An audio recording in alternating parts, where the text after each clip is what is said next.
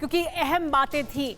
और जैसा कि शेखर तिवारी जी भी कह रहे थे कि वो बहुत अहम बैठक थी, जो क्वाड की बैठक थी, जो हो चुकी है। लेकिन क्या कुछ कहा है प्रधानमंत्री नरेंद्र मोदी ने? देखिए, भारत, अमेरिका, जापान और ऑस्ट्रेलिया ने क्वाड में कई मुद्दों पर मंथन किया, कई अहम मुद्दों पर मंथन किया गया। कोरोना के साथ हिंद प्रशांत क्षेत्र की संवेदनशीलता पर सबने अपनी बात रखी और सब उस पर एक मत थे। भारत में वैक्सीन की अतिरिक्त 1 बिलियन डोज के उत्पादन की हमारी पहल ट्रैक पर है और तेजी से आगे बढ़ रही है। हम क्वाड देश के छात्रों के लिए भी नई क्वाड फेलोशिप लॉन्च कर रहे हैं ताकि वो एडवांस स्टडीज के लिए आगे बढ़ सके, आगे जो पीपल टू पीपल कांटेक्ट है उसे बढ़ाया जा सके।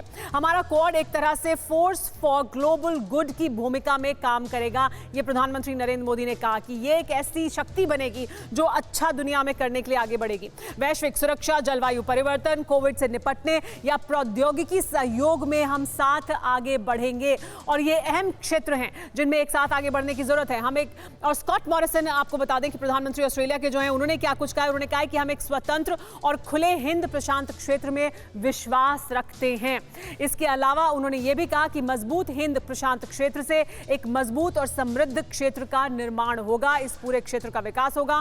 क्वाड देश, योशिहिदा सुगा जो प्रधानमंत्री हैं जापान के, उन्होंने कहा कि क्वाड देश मौलिक अधिकारों में विश्वास रखते हैं, यानी जो लिबर्टीज हैं, पर्सनल लिबर्टीज हैं, उसमें मौलिक अधिकारों में विश्वास रखते हैं। क्वाड का मानना है कि इंडो पैसिफिक को स्वतंत्र और खुला होना चाहिए, यानी एक मत ये चारों देश इन बिंदुओं पर। और साथ ही जो खास बात जिसे बार बार जिक्र किया गया और जिसको बार बार हाईलाइट किया गया, अंडरलाइन किया गया, वो ये था कि चारों देश लोकतांत्रिक देश हैं।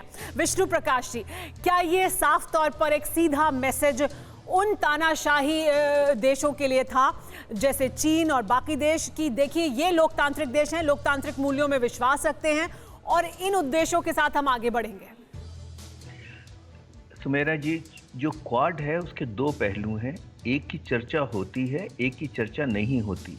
जिस चीज़ की चर्चा नहीं होती पर जो कि इम्प्लिसिट है और फाउंडेशन है क्वाड का, वो है free and open and inclusive Indo Pacific region, जो कि एक तरह से चीन की तरफ, वो चीन की तरफ इशारा करता है। क्योंकि अगर फ्री एंड ओपन और इंक्लूसिव इंडो पैसिफिक रीजन में कोई कमी आ रही है तो चीन के कारण आ रही है।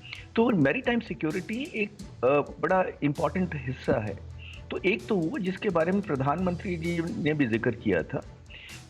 दूसरा ये कि जो मानवता के हित में, इंडो पैसिफिक रीजन के हित में जो बात हो रही है, जैसे आपने कहा कोविड के वैक्सीन के बारे में, क्लाइमेट चेंज के बारे में, डेमोक्रेटिक इंस्टीट्यूशंस के बारे में, कनेक्टिविटी के बारे में, इमर्जिंग टेक्नोलॉजीज, तो ये दूसरा पहलू है क्वाड का कि सब जो ये देश मिलके और मानवता के हित के लिए बातचीत करते हैं और सहयोग करते हैं। तो ये क्वाड का पहलू है 2, और इसीलिए ये सशक्त होता जा रहा है क्योंकि इसमें चारों देश एक ही समान, एक ही उनका पॉइंट ऑफ व्यू है, एक ही चैलेंज है और एक ही उद्देश्य के साथ। सही आप कह रहे हैं कि एक ही उद्देश्य के साथ आगे बढ़ रहे हैं और ये क्वाड 2.0 चीन को ज्यादा परेशान कर रहा है। फिक्र आपकी, सोमवार से शुक्रवार रात 9 बजे सिर्फ TV9 भारतवर्ष पर।